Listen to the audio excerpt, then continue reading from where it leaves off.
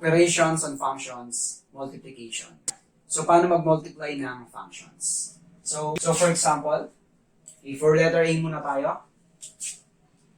So, letter A, f times g of x. So, ito, equivalent lang siya sa f of x multiplied to g of x. Okay?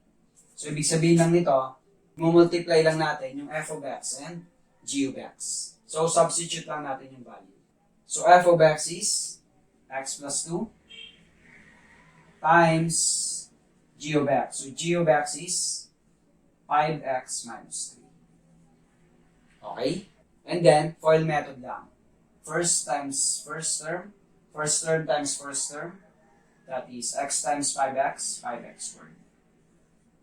Then, inner times inner, 2 times 5x, that is 10x. Then, outer times outer, x times negative 3, that is negative 3x.